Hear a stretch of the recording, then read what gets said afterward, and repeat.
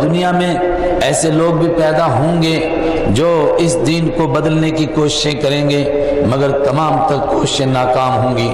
انسانوں کی کوششیں ناکام ہوں گی، شیطانوں کی کوششیں ناکام ہوں گی۔ لا یاتیہ الباطل من بین یدیہ ولا من خلفہ تنزیل من حکیم حمید۔ یہ اس غالب کی طرف سے نازل کیا ہوا ہے، کوئی اس کو نہیں بدل سکے گا۔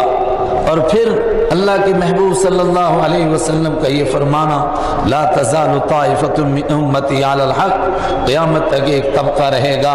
جو اس دین کے اوپر عمل کر کے انسانوں کے لیے عملی نمونہ پیش کرے گا اور حجت قائم کر دے گا کہ کسی دور کے اندر دین پر عمل کرنا مشکل نہیں ہے۔ دین کی حفاظت کی ذمہ داری اللہ نے لی ہے،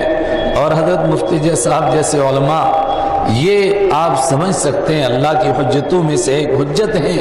کہ ایسے لوگ پیدا ہوتے رہیں گے، یجدد لہم دینہم، جو لوگوں کے افکار کو بھی درست کریں گے، لوگوں کے اعمال کو بھی درست کریں گے، اور جس اعتدال والے اور کنتم امۃ وسطا،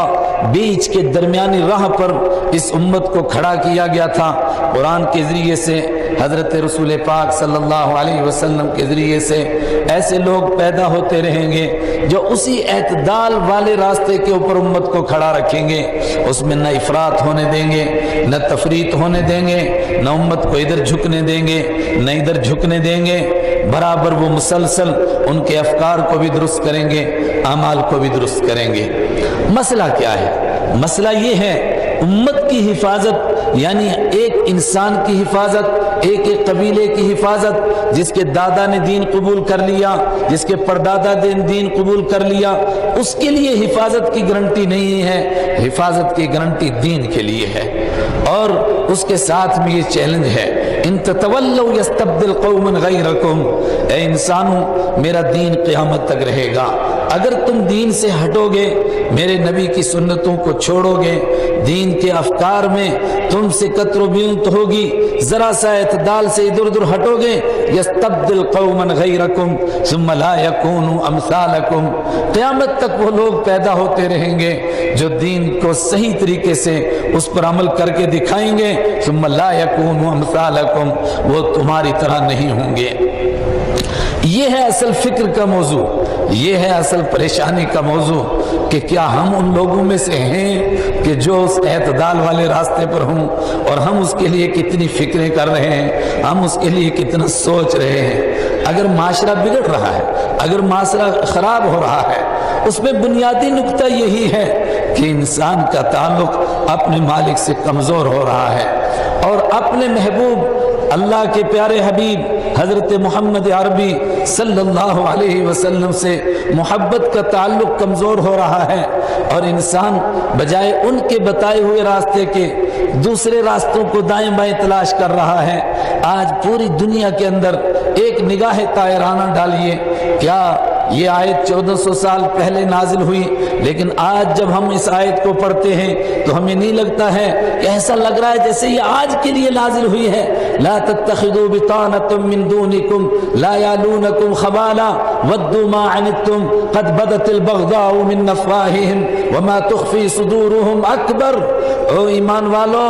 ان لوگوں کو اپنا دوست نہ بناؤ جن کو تم اپنا دوست بناتے ہو، ان کے طریقوں پر چلنے کی کوشش کرتے ہو، ان کی طرح صورتیں بناتے ہو، ان کی طرح سیرتیں بناتے ہو، ان کی طرح اپنی زندگی کو ڈھالتے ہو، ان کی طریقوں پر شادیاں کرتے ہو، ان کے طریقوں پر کھاتے ہو پیتے ہو اور زندگی کے نقشے مرتب کرتے ہو، اور تم ان سے محبت کرتے ہو۔ ان کا حال کیا ہے؟ لا یعلونکم خبالا، وہ تمہاری دشمنی میں کبھی کمی نہیں کرتے ہیں، تمہیں نقصان پہنچانے میں کوئی دقیقہ نہیں چھوڑتے ہیں۔ قد بدت البغضاء من افواہہم، میں اور آپ چیختے اور چلاتے ہیں، کوئی کارٹون بنا رہا ہے، کوئی اللہ کے پیارے نبی صلی اللہ علیہ وسلم کی گھر کی زندگی کا مذاق اڑا رہا ہے، اور وہ گندی باتیں کہہ رہا ہے جو ابو جہل نہیں کہہ سکا تھا، عتبہ اور شیبہ نہیں کہہ سکا تھا، اس دور کے بدترین منافق نہیں کہہ سکے تھے، اس دور کے کافر نہیں کہہ سکے تھے،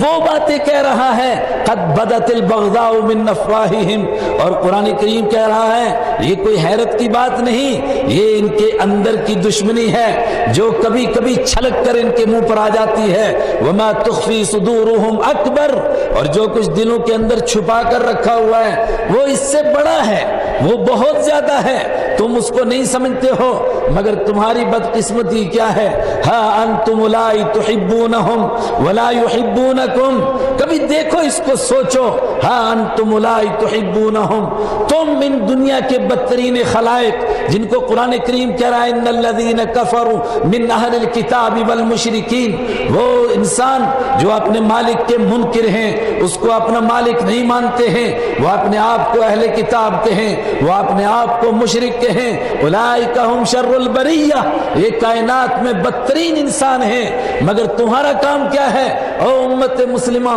ہا انتم اولئک تحبونہم، تم ان سے محبتیں کرتے ہو، ان کی طرح داڑیاں کاٹ کے چہرے بناتے ہو، ان کی طرح بال رکھتے ہو، ان کی طرح لباس پہنتے ہو، ان کی طرح فحاشی میں مبتلا ہوتے ہو، ان کی طرح گناہوں میں مبتلا ہوتے ہو، بے پردگی کو ان کی طرح اختیار کرتے ہو، اور دین کی دھجیاں اڑاتے ہو، ان کے طریقوں کو اپنانے کے لیے ان کو اپنا آئیڈیل بناتے ہو. تحبونہم، تم ان سے محبت کرتے ہو، ولا یحبونکم، وہ تم سے محبت نہیں کرتے. کبھی سوچا ہوتا تم نے ان کا ہیٹ بھی پہنا، تم نے ان کے ایک ایک طریقے کو اپنایا، کبھی ان کو اس کا خیال آیا کہ تمہیں لبھانے کے لیے صحیح، تمہیں خوش کرنے کے لیے صحیح، تھوڑی دیر کے لیے وہ تم سے محبت کرتے اور تمہارا لباس پہنتے، کوئی تمہاری پگڑی پہن لیتا، کوئی تمہارا جبہ پہن لیتا، کوئی تمہاری داڑھی رکھ لیتا، کوئی تمہارے طریقے سے تمہاری معاشرت کو اختیار کرتا، کوئی تمہارے اخلاق کو اختیار کر لیتا،